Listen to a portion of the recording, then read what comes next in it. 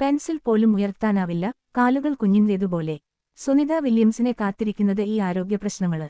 സാധാരണയൊരു യാത്ര കഴിഞ്ഞെത്തുന്നത് പോലെയല്ല ബഹിരാകാശ സഞ്ചാരം കഴിഞ്ഞ് ഭൂമിയിലേക്ക് തിരിച്ചെത്തുന്നത്. നിരവധി ആരോഗ്യപ്രശ്നങ്ങളാണ് ഇത്തരത്തിൽ ബഹിരാകാശത്തുനിന്നും തിരിച്ചെത്തുന്ന യാത്രികരെ കാത്തിരിക്കുന്നത്.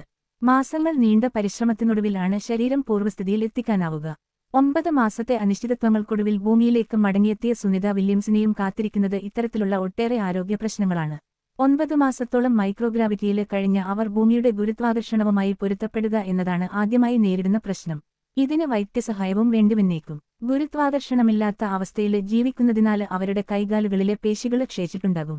ബഹിരാകാശത്തെ സീറോ ഗ്രാവിറ്റിയിലും മൈക്രോഗ്രാവിറ്റിയിലും ഏറെനാൾ കഴിയുമ്പോൾ ശരീരത്തിലെ എല്ലുകളുടെ സാന്ദ്രത, രക്തയോട്ടത്തിന്റെ വേഗം, മെറ്റബോളിസം റേറ്റ് എന്നിങ്ങനെ ഒട്ടേറെ കാര്യങ്ങളിൽ കാര്യമായ മാറ്റമുണ്ടാകും.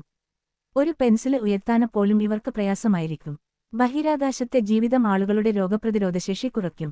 ഇതുകൊണ്ട് തന്നെ ഇവർക്ക് അണുബാധയുണ്ടാകാനുള്ള സാധ്യത വളരെയേറെയാണ്.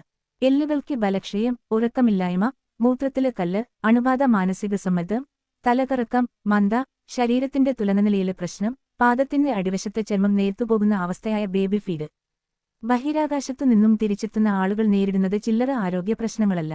സീറോ ഗ്രാവിറ്റിയിൽ നിന്ന് പെട്ടെന്ന് ഭൂമിയിലേക്ക് എത്തുമ്പോൾ ഇവർക്ക് ബാലൻസ് കിട്ടാറില്ല.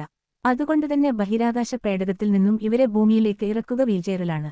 ദ്രാവണ പേടകത്തിലെ ഫ്ലോറിഡയുടെ തീരക്കടലിലെ സ്പ്ലാഷ് ലാൻഡ് ചെയ്ത സുനിതയെയും വിൽമോറിനെയും ക്രൂ 9 രണ്ടംഗങ്ങളെയും ടെക്സസിലെ ഹൂസ്റ്റണിലുള്ള നാസയുടെ ജോൺസൺ ബഹിരാകാശ കേന്ദ്രത്തിലേക്കാണ് കൊണ്ടുപോവുക. അവിടെ ഇവരെ വൈദ്യപരിശോധനയ്ക്ക് വിധേയമാക്കിയ ശേഷം ഭൂമിയുമായി പൊരുത്തപ്പെടുന്നതിന് ആവശ്യമായ വൈദ്യസഹായവും പിന്തുണയും നൽകും. ന്യൂസ് 4 വേണ്ടി ജിൻസി കുര്യൻ.